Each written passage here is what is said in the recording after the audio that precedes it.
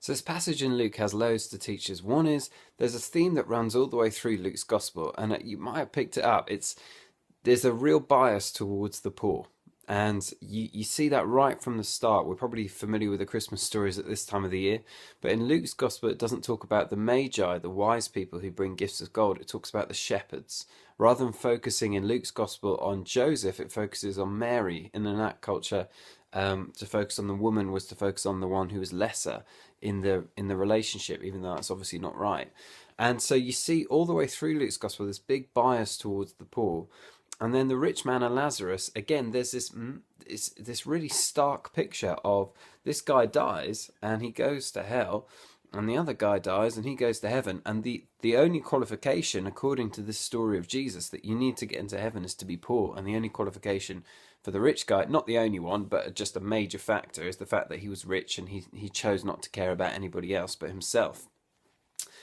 That's an uncomfortable picture. Sometimes we're used to reading the uncomfortable stuff in the Old Testament, but Jesus is very in your face when he presents to us these pictures of what he values. And it's worth us just considering again the fact that God is a God who cares about the poor.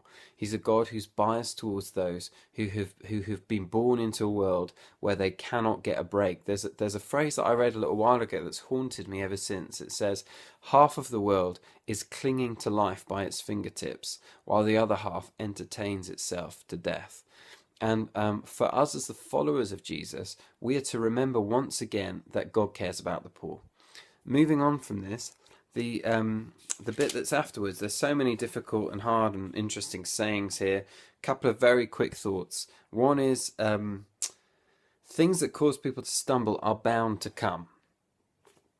Stuff that's going to make our life difficult and make following Jesus hard is going to come. Jesus is acknowledging that. Sometimes when I stumble over something, I think, oh my word, it's all gone wrong. And I haven't expected that. It's stuff that causes us to stumble is going to happen. Things that in our day today will try and trip us up and will mean that we may be less reflecting Jesus than we should. They're going to come, so expect it. And then the next bit, but woe to anyone through whom they come. You better watch out if that's through you. And Jesus is just reminding us there to be careful of our behavior, to make sure that we don't lead others down a path that they shouldn't go.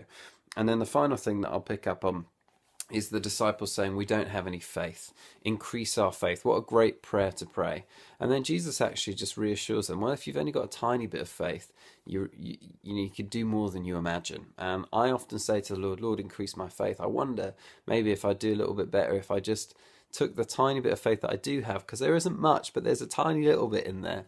And I just began to step out a little bit more, and then I'd see things happen. Recognize that perhaps today you have more faith than you realize. And when you see the fruit, it's just when you step out and you do the stuff he's telling us to do. And then we don't sing our own praises. We just say, Lord, all I've done is my duty.